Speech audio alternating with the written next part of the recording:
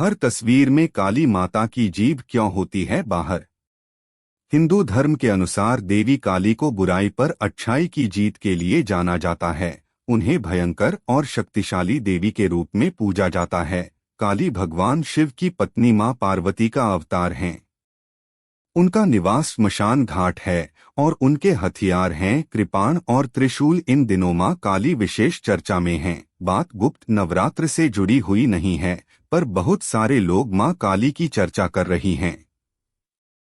हाल ही में Tamil documentary film maker Leena Manimekalai ने अपनी फिल्म का एक पोस्टर जारी किया था, जिसमें उन्होंने देवी काली का एक विवादित पोस्टर जारी किया है। इस पोस्टर के जारी होते ही हंगामा मच गया। लोग इसे हिंदू आस्था पर प्रहार की तरह ले रहे हैं। देवी काली वह मां दुर्गा का एक भयानक रूप है। वह ब्रह्मांड की दिव्य स्त्री ऊर्जा का प्रतीक मानी जाती है। मां काली बुराई का विनाश करती हैं और शक्तिशाली मानी जाती हैं। वह नश्वर हैं और राक्षसों और देवताओं द्वारा समान रूप से पूजनीय है, जो उनके क्रोध का सामना करने से डरते हैं। इन विवादों से हटकर आइए जानते हैं कौन है देवी काली और उनकी जीभ बाहर रहने के पीछे का रहस्य क्या है। काली मां का स्वरूप। काली को तस्वीरों में भगवान शिव की छाती पर एक पैर के साथ युद्ध के मैदान में खड़े होने के रूप में दर्शाया गया है। उनकी जीभ भगवान शिव की छाती पर पैर रखने के लिए अचरज में पड़ गई। उसका रंग गहरा है और उसके चेहरे के भाव क्रूर हैं। उनके 4 हाथों को दर्शाया गया है। ऊपरी हाथों में से एक में वह खूनी कृपाण रखती हैं और दूसरे ऊपरी हाथ में वह कटा हुआ एक राक्षस का सिर रखती हैं। निचले हाथों में से एक में वह एक कटोरा रखती है, जिसमें वह रक्त एकत्र करती हैं, जो ऊपरी हाथ में दानव के विच्छेदित सिर से टपकता है। दूसरा निचला हाथ वरद मुद्रा में दिखाया गया है। वह नग्न दिखाया गया है और वह एक मुंडों की माला पहने नजर आती हैं। निचले शरीर में वह मानव हथियारों से बना कमरबंद पहनती हैं। इसके अलावा कहीं कहीं तस्वीरों में काली के ऊपरी हाथों में से एक को वरदा मुद्रा में दिखाया गया है और निचले हाथों में त्रिशूल दर्शाया गया है।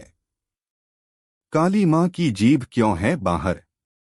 आपने कई तस्वीरों में देखा होगा कि मां काली की छाती पर अपने पैर रखे हुए हैं। इसके पीछे की भी एक कथा है। रक्तबीज नामक असुर को वरदान था कि वह कभी नहीं मरेगा, बल्कि उसकी खून की जितनी भी बूंदें धरती पर गिरेंगी उससे अनेक रक्तबीज उत्पन्न होंगे। वरदान पाकर रक्तबीज ने तीनों लोकों में हाहाकार मचा दी। देवताओं ने युद्ध की ठानी और रक्तबीज से लड़ने को तैयार हो गए। लेकिन जब वह सफल नहीं हुए तब वह मां काली के पास पहुंचे। मां काली अपना विभत्स रूप लेकर देवताओं की मदद करने के लिए युद्ध भूमि पहुंची। युद्ध के दौरान उन्होंने रक्तबीज की एक भी बूंद जमीन पर नहीं गिरने दी, बल्कि अपनी जीभ को बाहर करके उसका पूरा रक्त पी लिया। रक्तबीज तो समाप्त हो गया, लेकिन मां काली इतनी ज्यादा कुपित हो गईं कि उन्होंने कोई भी शांत कराने में नाकाम रहा। तब देवताओं ने भोलेनाथ से विनती की कि वह महाकाली को शांत कराएं। भगवान शिव ने कई प्रयास किए पर वह असफल रहे। फिर भोलेनाथ काली को रोकने के लिए उनके सामने लेट गए। जैसे ही गुस्से में मां काली ने अपने कदम बढ़ाए, उन्हें एहसास हुआ कि वह भगवान शिव के ऊपर चरण रख रही है। यह देखकर वह शांत हुई चरण के पास जाकर लेट गए और मां काली ने देखा कि वह शिव पर कदम रख रही है। जब काली को अपनी गलती का एहसास हुआ तो उसने शर्मिंदगी में अपनी जीभ बाहर निकाल ली।